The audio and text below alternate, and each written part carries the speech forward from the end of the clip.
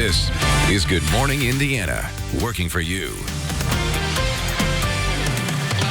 It is 4:27 here on your Tuesday morning. Good morning to you. I'm Lauren Casey. And I'm Meredith Barrick. We want to begin with the latest coronavirus numbers here in the Hoosier State. Governor Eric Holcomb issuing an executive order in preparation for a surge in cases. We are currently sitting at 35 COVID-19 related deaths in Indiana, more than 1,700 cases, 804 of those right here in Marion County. They are expecting these numbers to grow over the next few weeks.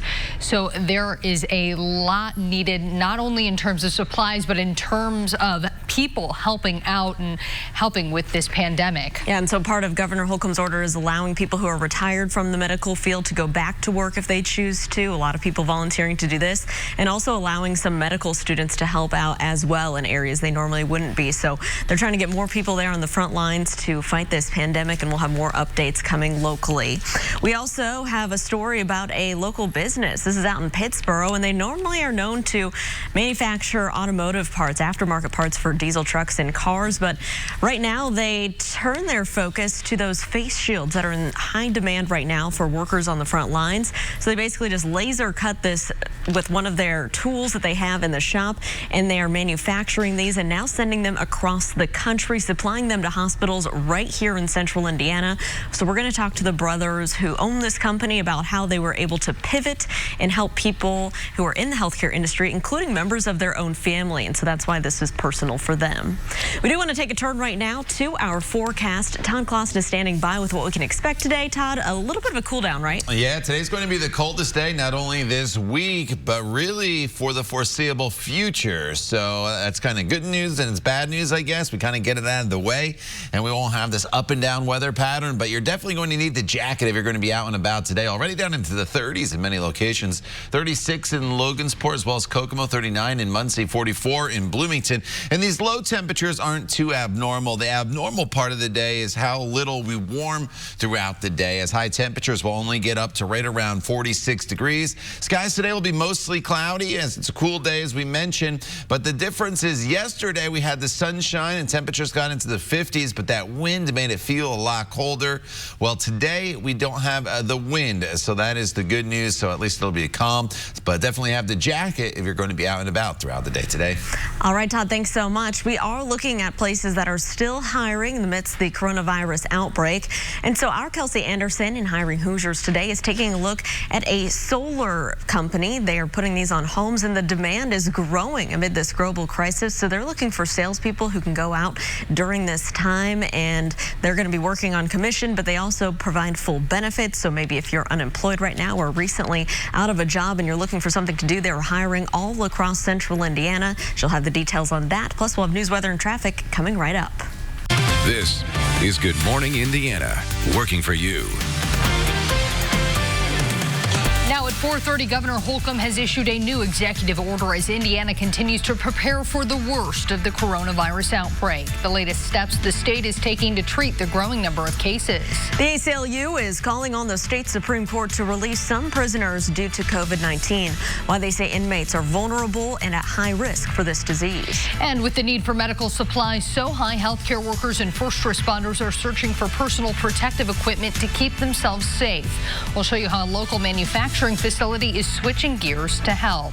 It is 4:30 on your Tuesday morning. Thanks for joining us. I'm Meredith Barrick. And I'm Lauren Casey. We are still practicing our social distancing here at RTV6. And across the studio right now is Todd Clausen standing by with our Tuesday forecast. Hey, Todd. Lauren, good morning. Meredith, good morning. Good morning, everybody at home. It's a cool start to our day. You'll notice that if you're going to get that early morning walk, and you're definitely going to kind of turn around and go back inside and get the heavier jacket if you're doing so, as temperatures are in the 30s and 40s this morning. 40 in Greencastle, 44 in Bloomington, but a lot of 30s, especially to the north. Look at Peru. You're almost dipping down close to that freezing mark right now, sitting at 35 degrees. And unfortunately today, there's not going to be a whole lot in the way of warming that is going to take place. Even though the winds are not as strong today, we have more in the way of cloud cover that'll be in place from start to finish. And you can see these clouds that have overspread the area already.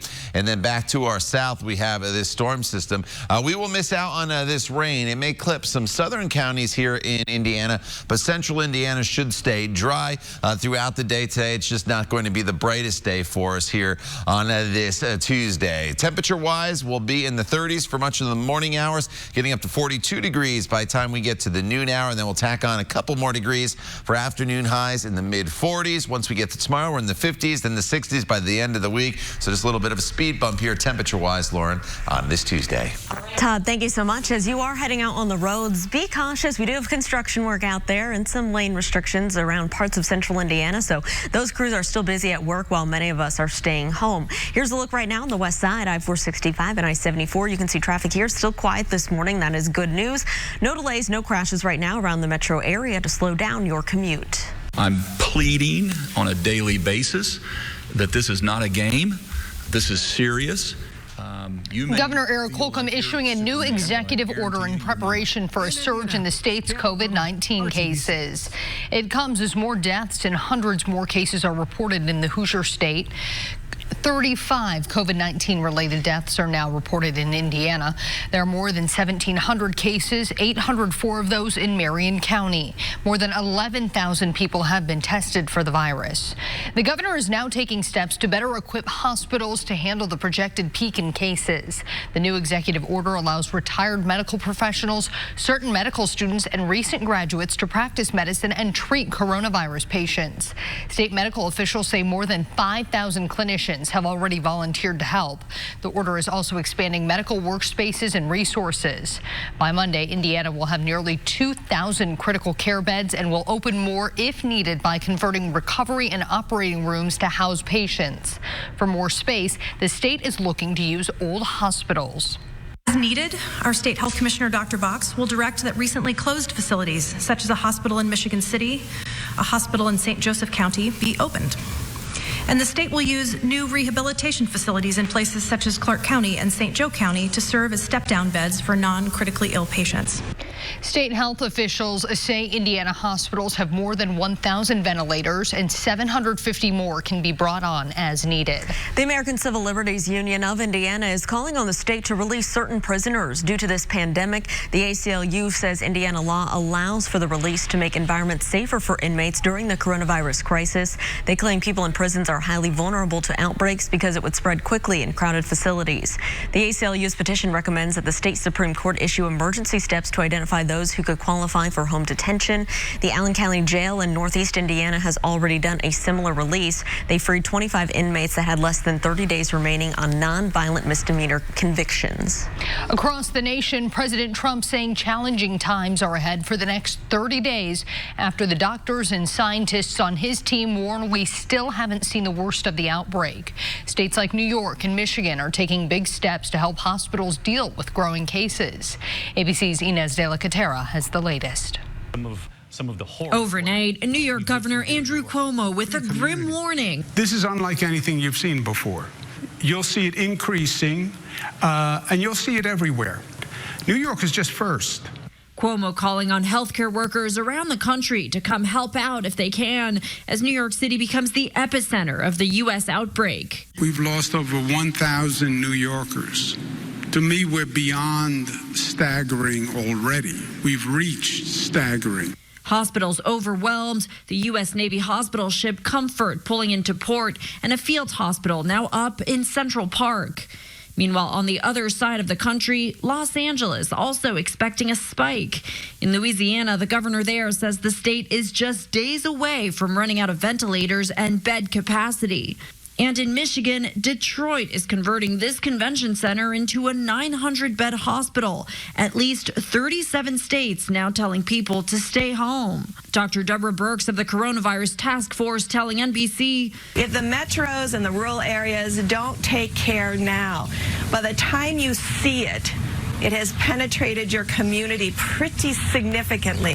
President Trump boasting 1 million tests have now been completed, even though in terms of per capita testing, the U.S. is still far behind South Korea and Italy, and now showing off a new 5-minute testing kit. The numbers have been incredible on testing, and we have something from Abbott Labs, which is right here, and that's a 5-minute test, highly accurate. And the president also announced Ford would begin building ventilators, teaming up with General Electric to produce 50,000 of them in 100 days. Inez de la Cuetara, ABC News, Washington. It is 4:36. The city of Indianapolis has announced progress in its goal to help small businesses, especially those in the food and beverage industry, helping them stay afloat during the COVID-19 outbreak. Mayor Joe Hogsett and the Indy Chamber announced nearly $3 million donated towards their $10 million goal for a small business support loan fund. Many local businesses, including restaurants, have either completely shut down or they're gone to delivery and carry-out only services. Through the fund, they'll be able to apply for loans between $1,000 and $25,000. The Capital Improvement Board, Anthem, and the Indianapolis Local Public Improvement Bond Bank all donated money to this cause. Indiana-based company Elanco is working to help feed thousands of families with Indianapolis public schools during the COVID-19 crisis. They're organizing a coalition to raise $1.6 million for the cause. The money will help meet the food needs for about 2,500 IPS families over the next 8 weeks. Elanco is also donating $700,000 to donate to food banks across the globe, including Gleaner's Food Bank of Indiana. As healthcare facilities and emergency responders search for more personal protective equipment to keep workers on the front lines safe during this pandemic, a local business is doing its part to help meet that need. Fleece Performance Engineering is a family-owned company in Pittsburgh known for manufacturing automotive aftermarket parts for diesel cars and trucks. Well, the business started a hobby between two brothers in a pole barn out in a cornfield, and today their products are distributed nationwide. So when they saw states shutting down due to the COVID-19 outbreak, they knew some of their business would be considered essential to the automotive industry. But they also have a large engineering and warehouse staff and a 75,000 square foot space at their disposal. So the Indiana company that employs about 50 workers got to work to help create face shields for healthcare workers. President and co-owner Braden Fleece says they grabbed material, threw it on a laser cutter, and designed a face shield that was then tested at Hendricks Regional. After some good feedback, they sent the hospital 600 more, and now they're sending PPE across the United States. Yeah, I mean, the desire to do something, I mean, that's kind of natural instinct, want to be able to help and utilize our employees and our resources. My wife's a nurse, my sister, or our sister is a nurse. And we're agile as a small business, agile enough to make quick decisions, and we repurposed an area of the floor space to do this, and within 48 hours we designed, tested, iterated, filed for a patent, and shipped 600 units. Well, by the end of last week, Fleece was manufacturing 150 to 200 face shields per hour. They expect to soon make up to 10,000 on one shift using one tool. They're looking to bring another tool online, making hundreds of thousands of these available by the end of next week. If you or your workplace is in need of face shields like this, you can contact Fleece Performance directly by visiting their website. We have that plus an email that's set up just for distribution of these face shields. You can just head to theindychannel.com and click on this story. Hiring Hoosiers is also connecting you with companies that are looking for help right now. One of them is the online pet product retailer Chewy.com. Chewy wants to fill 640 new positions before the end of April. The company is offering virtual interviews in addition to walk-in hiring events at their Clayton Fulfillment Center in Hendricks County.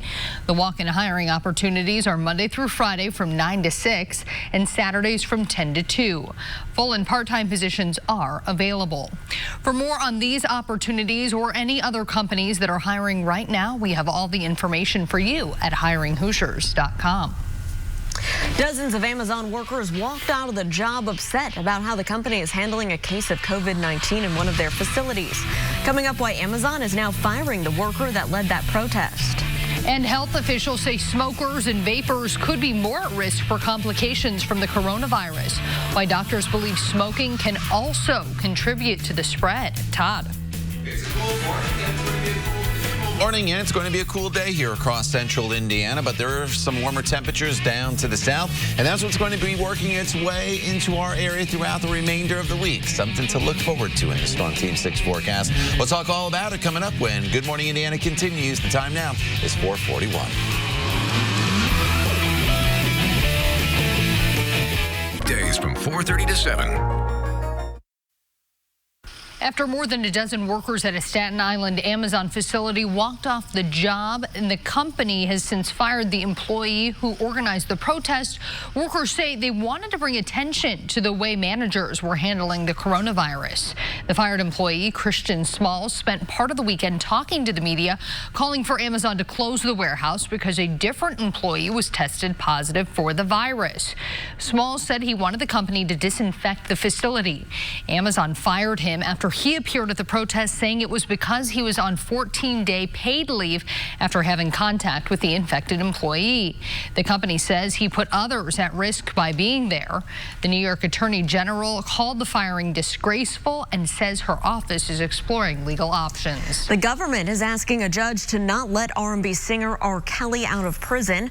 Kelly's attorneys are seeking his release, saying he's at risk for COVID-19. The government filed a motion Monday saying he should stay put, calling the singer a flight risk. They also said his risk of getting the virus is not unique.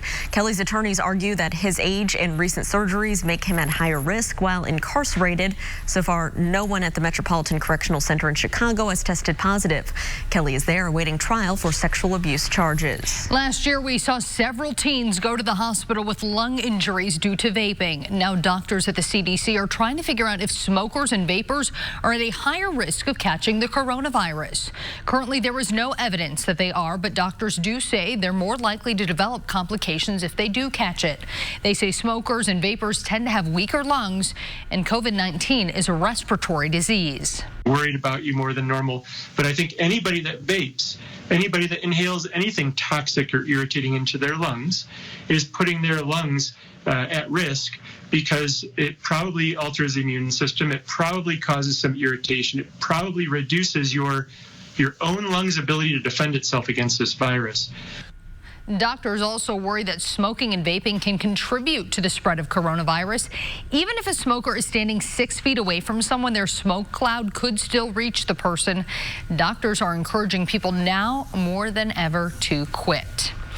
All right, Todd, it is the last day of March. We are heading into April. Are we going to see some more spring-like temps headed our way? Not so much today. We can kind of put March in the rearview mirror once we get past today. It was kind of been an up and down month, I guess. We had some warm days. We had some very chilly days. We had a little bit of snow, and we have a lot of rainfall for March. We're going to open April with warmer temperatures for at least the first week, so that's good news, and you'll see that in my 7-day planning forecast in just a second. 42 degrees right now. The wind is out of the east at 7 miles per hour, so that wind has really calmed down. That is the good news in this forecast. The wind will not be an issue this morning nor through the entire day. Where yesterday we had those gusty winds really from start to finish. 44 in Bloomington right now, Bedford at 46. On the northern side of central Indiana, though, it is a lot cooler. 35 currently in Peru. 36 is the current temperature in Tipton. So you definitely have to have the jacket today. And overall, temperatures are not going to warm a whole lot throughout the day today. And that's going to be due to a couple things. The lack of sunshine and to that easterly wind component, even though the winds aren't all that strong. 37 at 9 a.m. up to 40 degrees by the time we get to 11 a.m. About 43 degrees by 2 p.m. with skies that are still going to be cloudy across the area. And I didn't put it in graphically, but don't be shocked today if there's a hit or miss shower in your neighborhood. It would be almost a sprinkle and be very light. And I'll show you that in just a second as we work our way into the afternoon hours. But Storm Team 6 radar is quiet right now. The clouds have been increasing for you throughout the overnight hours. And there's a big storm system down to our south. And this is not what's going to bring us the rain. This thankfully is going to stay down to our south. But what's going to happen is there's an upper level area of low pressure, which is generally weaker than a big storm system like I just showed you down to the south, and it doesn't have a whole lot of moisture. But watch out with pinwheels, a few spotty showers back into the forecast later on this afternoon. So are rain chances today completely zero?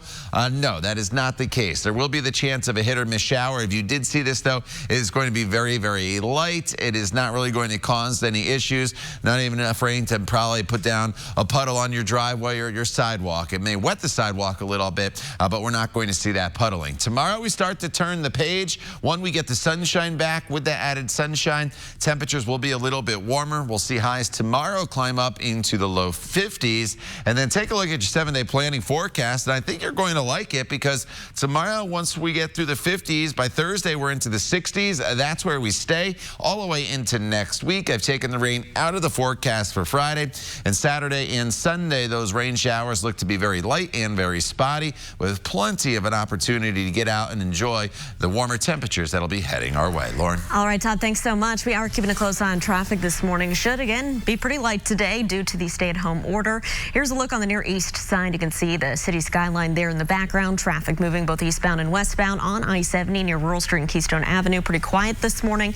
We'll continue to keep you updated if there are any crashes or delays. President Trump now has a new chief of staff. Today will be Representative Mark Meadows' official first day in the new role. The North Carolina Republican resigned from Congress Monday afternoon. He's been transitioning into his new role at the White House for the past several weeks. Meadows will be the fourth person to serve as chief of staff during Trump's administration. Amid the COVID-19 pandemic, North Korea has launched another missile. The country says it successfully test-fired a super-large multiple rocket launcher into the sea off the coast of Japan. This is the sixth projectile North Korea has launched in less than a month. Last year, leader Kim Jong-un warned the U.S. that it had until the end of 2019 to restart denuclearization talks. When the deadline passed, Kim warned that the country would bolster its nuclear deterrent and pledged to show off a new strategic weapon in the future. TV host Andy Cohen says he is feeling better after being diagnosed with coronavirus 10 days ago. According to his Instagram, Cohen returned to TV to film his show Watch What Happens Live last night. Cohen said he recorded the episode himself from his New York City apartment.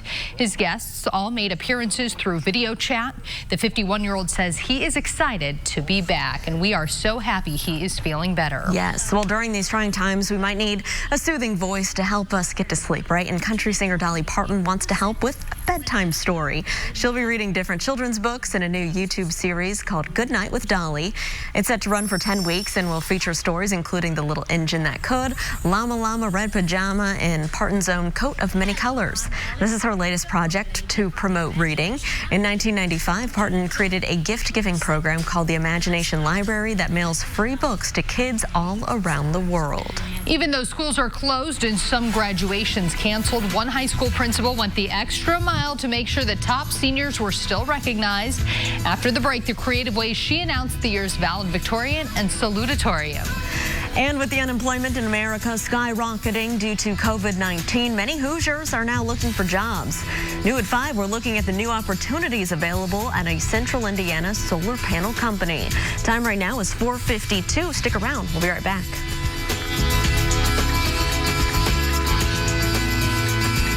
Bargains, all products shipped from a U.S. warehouse. A school principal in Michigan didn't let the coronavirus closures get in the way of announcing this year's valedictorian. Grand Traverse Academy in Traverse City, Michigan has been shut down for more than 2 weeks, but Principal Michelle Floring still wanted to observe the tradition and make sure the student was recognized. She drove to the Culver's fast food restaurant where the valedictorian, Caitlin Watson, was working to deliver the news in person.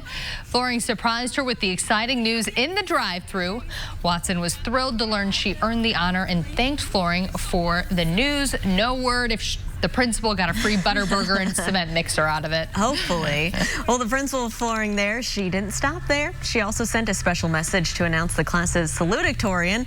The student, Alyssa Torkowski, is known for doing bottle flips and magic tricks, so Floring incorporated that into the announcement on the school's Facebook page.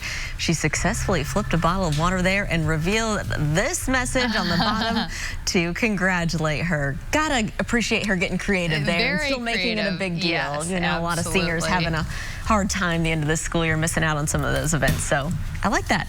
Look, she's talented. Very cool. All right, Todd, what can we expect in the forecast today? You know, it's a cooler day for us today with temperatures that'll only be in the mid-40s, partly to mostly cloudy skies. As we get into tomorrow with sun and clouds up to 53 degrees and then back into the 60s starting on Thursday. Once we get into the 60s, they are with us all the way through the weekend with some minor rain chances for Saturday and Sunday. We'll talk much more about the forecast, have your latest news, headlines, and traffic coming up when Good Morning Indiana continues. Stay with us. We're back in just a few minutes.